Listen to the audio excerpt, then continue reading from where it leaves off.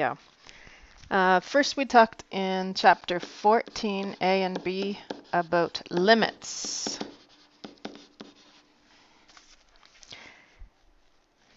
The limit as x approaches a of f of x equals capital A.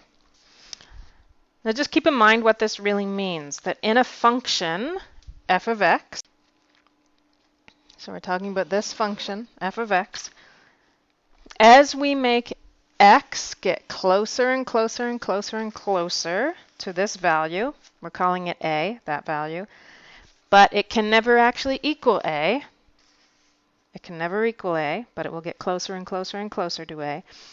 Then the value of the function, or the y value, will get closer and closer and closer to this number, the big A. Okay? A is the number we are making x be closer and closer and closer to. F of x is the function in question, and A is the result as x gets closer and closer to A. So for example, f of x equals 5x plus x squared all over x. If we take the limit of f of x here, we could take it as x approaches 0. We could choose any number here to be choosing the limit of, but let's choose x equals 0. The reason we may choose as x approaches 0, or the limit as x approaches 0 here, is because we know that at 0, this function is going to be undefined because we cannot divide by 0. Okay? We could actually choose as x approaches any number, though. We'll talk about that later, but the reason we'll choose x equals 0 now is because it's undefined at that point. Okay, so we can simplify here. We could say this is equal to the limit as x approaches 0 of factoring out the x in our numerator over x, okay, which is the limit as x approaches 0 of 5 plus x, which as we get closer and closer to 0, make x closer and closer and closer to 0, we know that this function will actually equal 5. Okay, so the limit of this function as x approaches 0 actually equals 5. Let's take a look at what that looks like graphically. We could also say here that f of x is equal to 5 plus x if x is not equal to 0.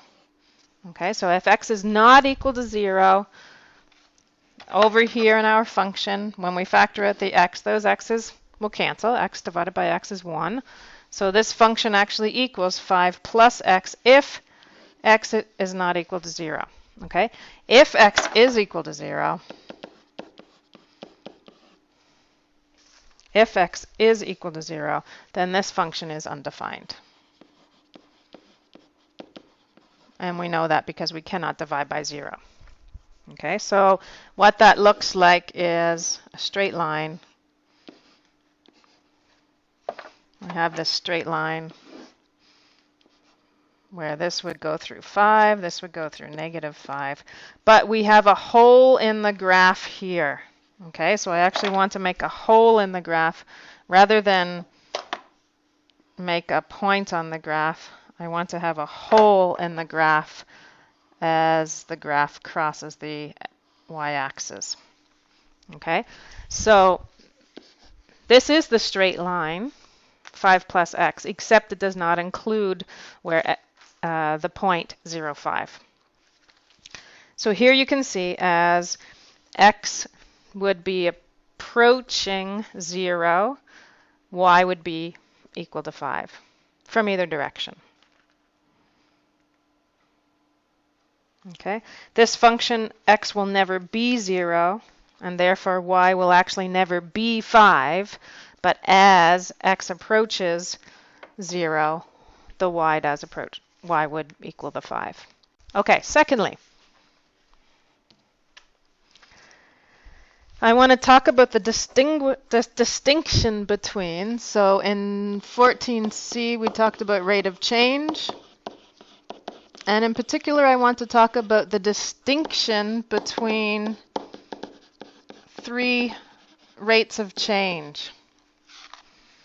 A constant rate of change,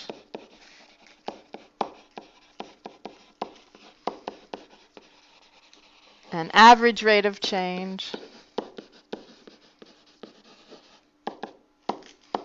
and an instantaneous rate of change.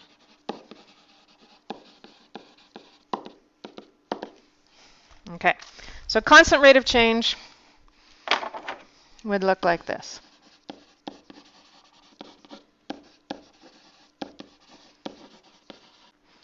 Constant rate of change. We're looking at a straight line. Okay, so straight line, this would be, we could find the rate of change by choosing any 2 points anywhere on this line, here and here, or here and here, or any 2 points on the line. Because it's the same all over, we can choose any 2 points, calculate the rate of change, and that's just the slope. So if this is time, this is distance, then the rate of change would be delta d over delta t. Okay. If we're looking at average rate of change,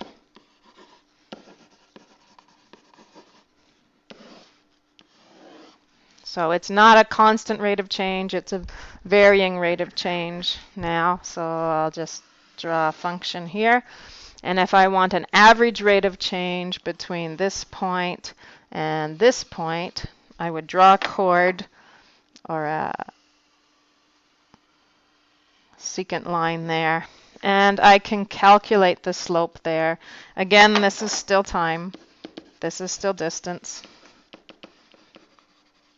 And we can calculate the average rate of change by taking, this would be T2 D2, and this would be T1 D1, and we could take D2 minus D1 over T2 minus T1, which is still delta D over delta T, but instead of the actual line, like back here in this example where it is a constant line, constant rate of change and a straight line, we're creating that straight line between those 2 points. This is called a chord or a secant line. Okay, now, thirdly, if we're looking at instantaneous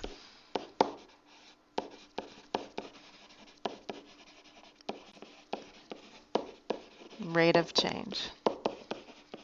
Instantaneous rate of change. I'll take a very similar graph to the one we just drew. So over there in the back here, when we're looking at the average rate of change, we took a look at these 2 points, here and here. Let's choose points that are very similar on the next page. So we'll choose this point and this point. We can actually calculate instantaneous rate of change here by drawing a tangent line to this point. And of course, a tangent line, I can't get it very good on this graph. It's not quite touching, but it should be touching in only one spot. And we could draw a tangent line to this point also. Okay, so the instantaneous rate of change at that point would be the slope of this line. Instantaneous rate of change at that point is the slope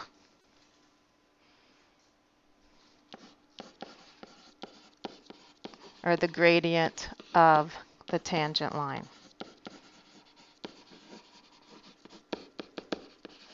And same with this point. the instantaneous rate of change at that point, is the slope of this tangent line. Okay, just wanted to make sure we have that cleared up. This is actually what the derivative does for us. This is what the derivative function is all about. Okay, so this is very, very, very important throughout the entire course. All right, next I want to talk a little bit about notation.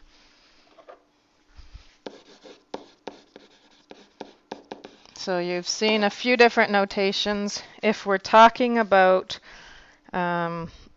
derivatives, if my original function is f of x, then the notation I use to represent the derivative function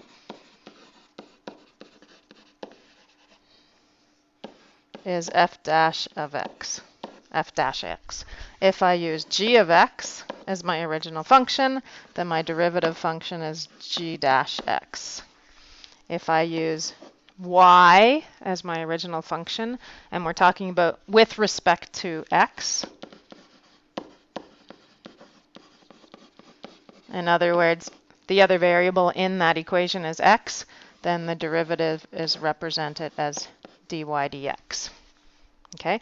As we move forward into week 3, if we see that we have a function u, and it is with respect to x, in other words, the other variable is x in that equation, then the derivative would be du dx. All right. So you can see that this reminds us of slope. Okay, especially if we're looking at this one here, this reminds us of slope.